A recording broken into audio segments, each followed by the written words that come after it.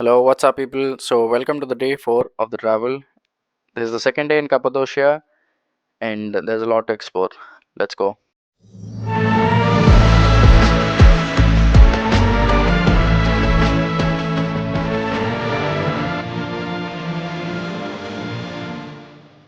Since this was the last day in the Cappadocia region, so we booked a green tour, and we'll have a tour guide, as you can see.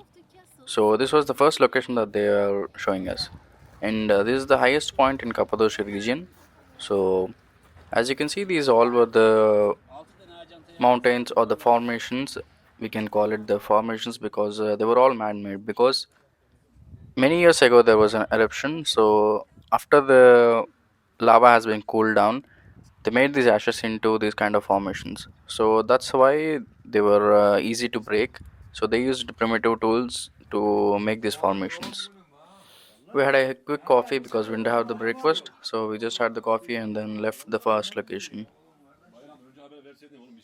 So our next location was Pigeon Valley. So Pigeon Valley, we thought there'll be a number of pigeons. So we were excited to see all the number of pigeons. But here we saw a number of houses-like structures built only for the birds. So when the birds come here, they poop inside the houses and they collect it, and the people collect it. If you might know, the bird's poop has the potassium which is used for the fertilizers and stuff. So they collect it and use it later. And our next location is a jewel shop. So they were trying to sell us something, but we didn't buy anything. But we just went in to see some what are the jewels and gems that are available here. You can find just in Turkey and the stone changing color according to the light. So there is the stone Zultanite, which changes its color in different types of lights. China, India, okay. So they have different types of stones, and they are selling even the gold, silver, and other stuff. So if you want to buy something, you can buy. They were trying to sell us a lot, but we are not ready to buy anything. They were just these were the stones turquoise. They are from different regions, but they have a special turquoise which is called Turkish turquoise, which means turquoise is a kind of stone which is available in different regions, but Turkish turquoise looks in blue, color in blue, but it changes its color after aging for like 60, 70 years into a green shade. So that's what they call it as antique turquoise. So they're trying to sell us, but we did not buy anything. Changing and about 50, 70 years later, turning the color green. We call it antique turquoise. Just believe me, I saw different hands. This one, no, turn your hand. Everybody now. We call it. As you can see, Sheshu is buying some diamonds for his girlfriend. Now we are heading towards the next location, which is the underground museum, where there used to be people who live under the ground by creating their own shelters to protect from the enemies and all. As we go by, the guide was trying to explain the history of the Cappadocia region in Turkey. As you can see in the region of Karime, Cappadocia region, here mostly people will be living on their tourism people. Like for example, mostly they depend on the tourists, and there is a whole town near the Goreme where people will be actually working on some other stuff. But mostly in the Goreme region, the people like to be a tourist, or they have some horses or any other kind of stuff. The ATV tour, as you've seen in the last video. So these were all the kind of occupations they have created for themselves. We are right now at the underground museum. Usually we have to buy a ticket when we come here, but since we came with a tourist, she has its own tourist guide certificate, so they can get the access for us. So we came inside and we are waiting for the guide to come and take us into the underground museum. So basically, the underground museum is a place where it was built by the ancestors. They have their own graveyard, they have their own church, and we are going to explore them. But the caution that the travel guide told us is about the people who have this asthma or claustrophobia. They cannot come inside because the space is going to be getting very narrow and narrow, and it's going to be dark. So we just have to be careful, and just to be sure, she was saying the instructions before itself, just to be for her safety. So the first one is the kitchen. They have this chimney, and underground they have a tandoori also. So this is where the tandoori tradition has come from in the Cappadocia. So as you can see, this was a tandoori they used to cook in. So that's where their tradition of kebab came from. After the kitchen, we are near the winery section. So they used to ferment the grapes, bring from outside, and then drink it after they get fermented. So this is where they used to ferment the grapes. As we go, it's getting deeper and darker and even suffocating as well. So while we are going, we wondered where do they get the air from. As we kept walking, there was a huge hole till the top of the cave. So this hole was still made till the top so that they can get the fresh air that keeps circulating around this area. So that's how they used to live, with the circulation of air and by cooking and having some winery till now.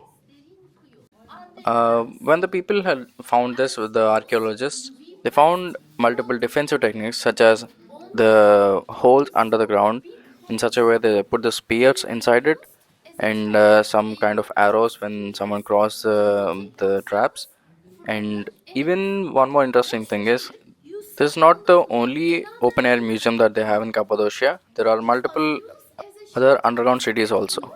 So it was estimated that there are like 4 or 5 underground cities, but there is an rough estimation that all the 5 cities are connected through a hole. So all of them can have a safe route from one city to the other from a tunnel. So this is how they used to communicate, or they used to travel from one city to another by being safe from the predators. So we never know all the history, but somehow they used to survive in this kind of underground cities. As I was saying, even if someone breaks the defensive techniques, they have this stone door to close the in-way, the path, and they can block the enemies from outside. It gets deeper and deeper, but it even gets narrower. But this is how they used to commute from one floor to another. So now we are in the second floor, I mean the underground second floor, which is basically -2. As you can see, we are almost suffocating too much because there was no much air and it is even getting darker. And now we are going to the last floor, which is basically on the underground -3. And there they have a church. We are going to see where the church is. So this is the church they have. As you can see, there was the cross. So then he used to call this church as a kilise. Kilise is a Greek word. So they extracted a word from Greek and then they named it kilise, and now it is church. After the church, now we are at the ventilation shaft. So we need some fresh air, so we are going towards the ventilation shaft.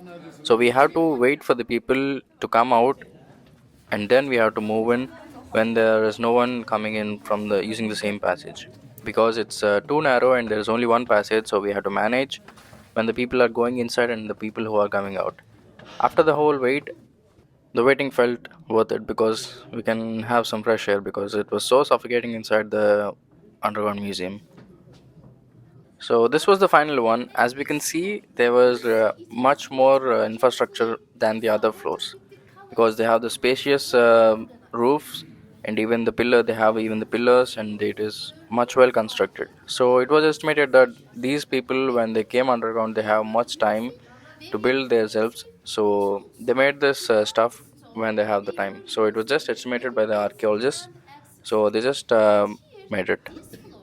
Since these people stay underground for like months, so if someone dies, they keep the body, they bury it under the ground inside the cave itself.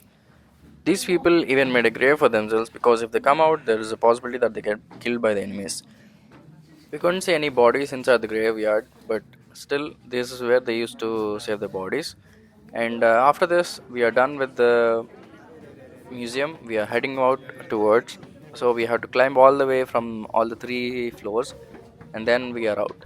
Everyone is walking very quickly to have some very fresh air. After climbing the steps for the three floors, we are finally done with the underground museum.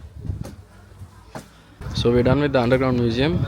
So maybe they'll provide us some lunch because they said the lunch is also included in the trip. So we'll see what kind of lunch they'll be providing. After being in the car for like 20 minutes, so we reached our next location. So this is the location where we'll be having a lunch and we'll be seeing the Cappadocia, the village kind of valley. So this is where we are heading towards. So as you can see, this is a completely valley and it has also a river. So this is where we are having the lunch. This was the deepest valley, and I honestly forgot the name of the valley. But they stopped us here just to see the location from the top view. So we were taking some videos and the photos here. So we reached the restaurant, which is Gregorius Bungalow.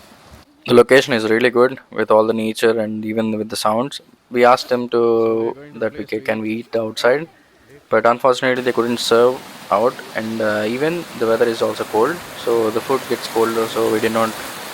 We accepted to sit inside the restaurant. So let's see. Let's go eat. So they have three different things. One is the soup of the day, the salad, and the main course, which is you can pick from beef, chicken, fish, or any meatballs. So you can take any of them. So we took the soup of the day, and it is basically the dal or the lentil soup. So it was good. They don't have the spice and the salt, but it's okay. We just added some pepper and salt, so it was fine. We eat it with the bread, or you can just drink it normally. So it was both ways the same. After we're done with the soup, they gave the salad. The salad is really good. If we press a little bit of lime, and it's amazing. So we had the salad, and now we are waiting for our main course. So I ordered fish because we were eating chicken in every meal. So it's better we had fish, and now we are waiting for. So the lunch is actually included in the trip, but not the drinks. So we ordered the buttermilk. They call it Iran. So it was good with all the stuff that we are having because it's sometimes it's hot, sometimes it's cold. Now the main course has arrived. So there is a fish, part of the fish, and then they gave rice with the lemon. So we sprinkled the lemon, and then we ate it, and it was really good. But there isn't much spice or the salt, so we added it, and it tasted really amazing. So the food was actually 8.5 out of 10. I was really amazed with usually when we get a free lunch or something, we won't get some good food, but this was amazing. And they serve it with the pottery kind of plate, so the food doesn't get cold despite the temperature. As you can see, I was just adding the spice and the salt because it was good, but not with spice or the salt. After we added the spice, it was really good. So we quickly ate the lunch and then we started to our next location. So the next location was a supermarket. So they were trying to explain the local tradition and the local food available here. So if we want to buy something, we can try it first and then we can buy it. So they have this apricot seeds, tea, pomegranate tea, and Turkish tea also. So they will first let us try something and then they're trying to sell us something. So we tried different kinds of stuff and then we bought some. Not too much, but we bought some good stuff. So these were all the dry fruits and these were the chocolates on the right. And you can see they have the cashew nuts, peanuts, and everything which are salted and they were roasted here itself. So you can try them first and then try. If you want to buy, you can buy for like 100 grams till 1 kilogram. As you can see, they will let us first try and then if you want to buy, you can buy or else no. So we quickly bought some chocolates and apricot seeds. So we are done with the store and then we left. But they sold us so many kind of dry fruits, chocolates and stuff. We're almost about to end the green tour. చూసారా ఆయన ఎంత పెద్ద మనసు 100 రూపాయలు ఇచ్చాడండి €100 ఇచ్చాడండి Naga. With our green tour. So in the green tour, the tourist guide told us we have to eat the pottery chicken kebab. So we are trying to find a cheapest restaurant to go there, so we can try the everything. Almost we are done with everything. We saw all the locations except the hot air balloon. We are unlucky for that, but apart from that, we just saw all the red tour, green tour, and we are trying the food also here. సరిగా పడట్లేదు. So mostly Cappadocia will be done by maybe in 2 hours. Sheshu was not hungry, but we are hungry. So we quickly found a restaurant which is cheap enough, and then we headed towards the restaurant. So I ordered my menemen, which is my favorite breakfast in Turkey. So they have this egg omelette with tomato, and this is the pottery kebab chicken. So they made it basically in a pot, and then this is the presentation that they are giving us.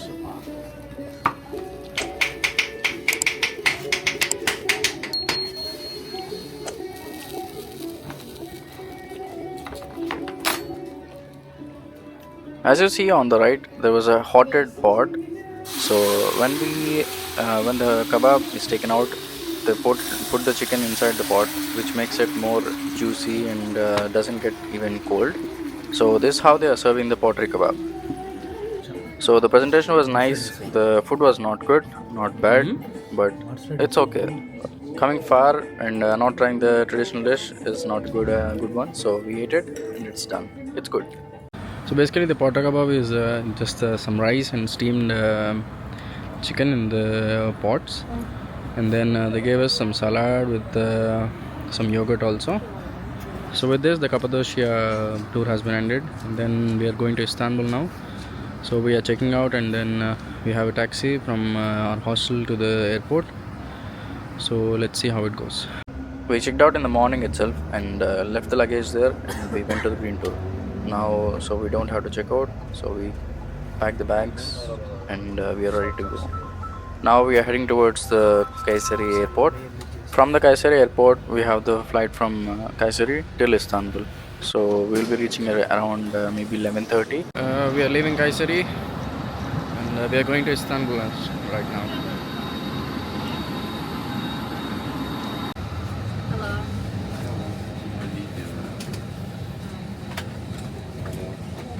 Unlike the other flights, this was domestic, and we had a really safe takeoff.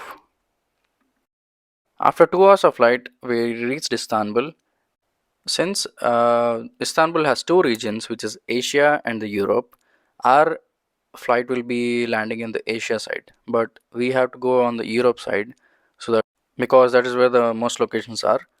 So we booked a taxi, but unfortunately, I don't know how we did this mistake, but we booked the taxi for the next day night. So we canceled the taxi and then booked a local taxi. We booked a taxi because we never been to Istanbul and we don't know the metro and everything. So to avoid all these situations, we just booked a taxi. The estimated fare by the app was like 16 or 17 euro, but unfortunately we just got scammed by the taxi. So he just charged 32 euros, which is almost the double of the price, because he just did not take a shortcut, but rather than he took a round turn to our hotel. So this was unnecessary of the amount, but unfortunately we had to pay this amount because even if it's not our mistake, we have to do it. That's the issue. So be careful with the taxes. This happens everywhere, so it's not an issue, but you just have to be careful. We just have to tell them to go it in the according to the Google locations, so it's fine. After a while fighting with the driver, we had some issue, but still we reached the room safely. And that's the end of the video, guys. Thanks for watching till the end, and stay tuned for the next videos, which I still have 3 more videos to upload. So since we have stayed 3 days in Istanbul, so hope to see you soon. Thanks for watching. See you. Ciao. Peace.